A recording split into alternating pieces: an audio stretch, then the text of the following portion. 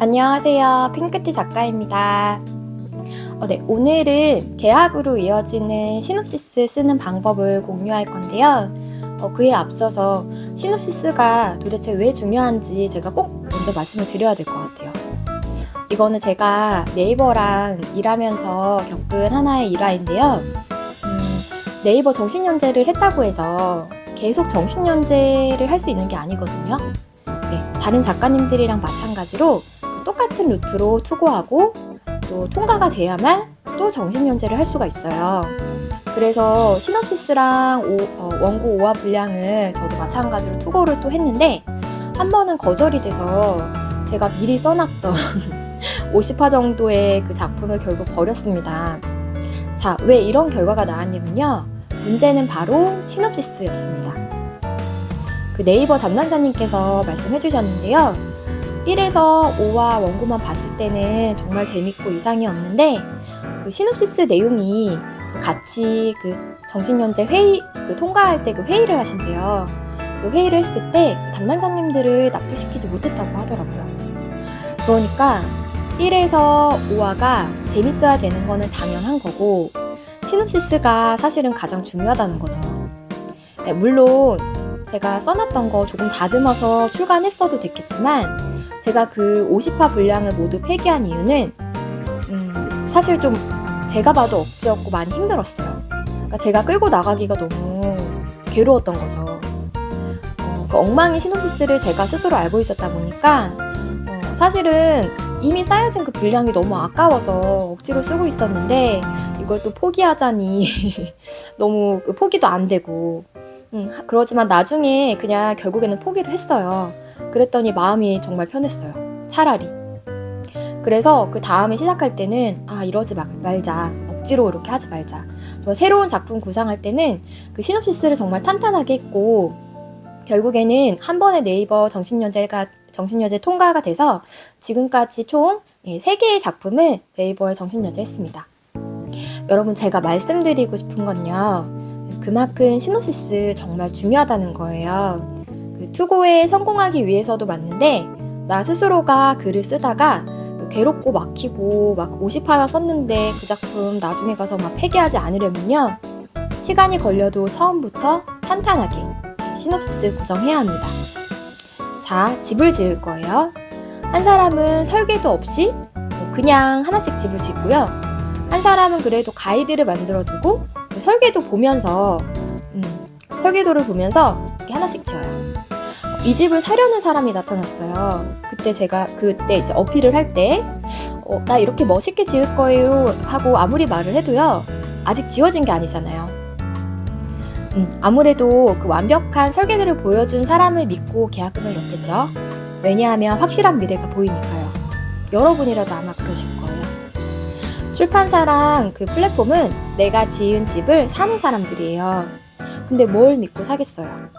고작 초반에 좀 멋진 외형으로 만들어 놓은 걸 보고 사지는 않겠죠. 정말로 이 집이 끝까지 완벽하게 지어질 것인가? 사실은 그 투자자 입장에서 가장 중요한 거였어요.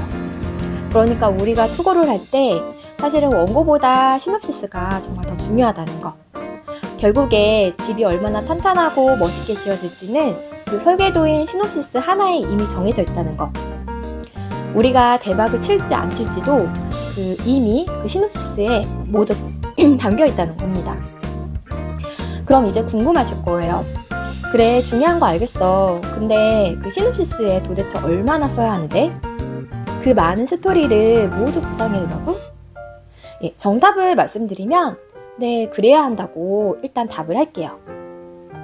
하지만 우리는 인간이라서 처음부터 1부터 100을 모두 만들어두고 시작하기는 어려워요. 그러면 시작도 하기 전에 정말 지칠지 몰라요. 그러니까 시놉시스에 도대체 어느 정도를 구비해둬야 하는지를 말씀해 드릴게요.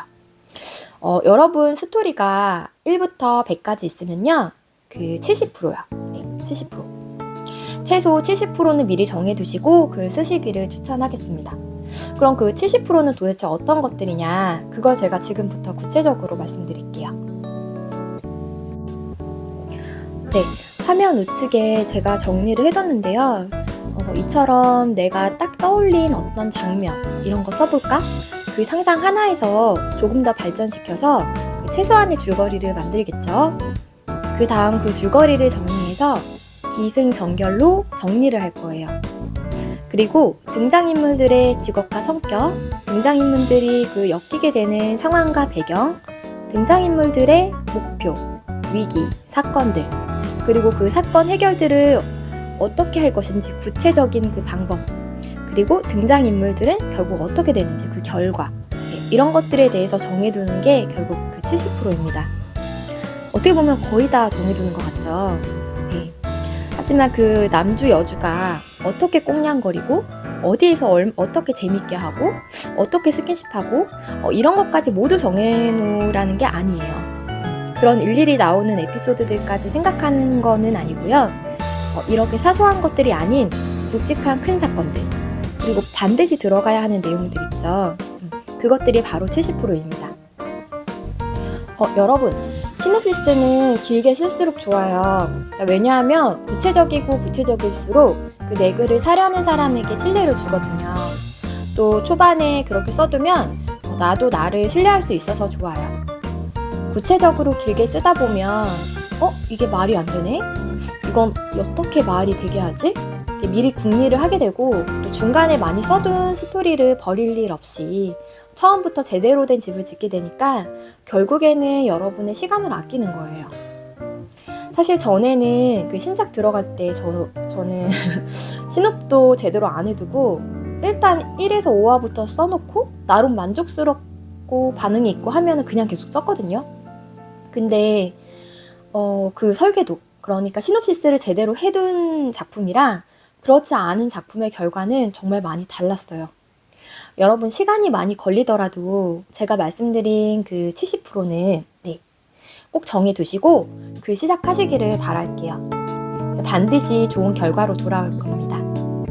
그럼 저는 여기까지 하고요. 다음에는 조금 더 구체적인 내용으로 가져올게요. 또 도움될 정보가 있다면 바로 공유하러 오겠습니다. 감사합니다. 안녕.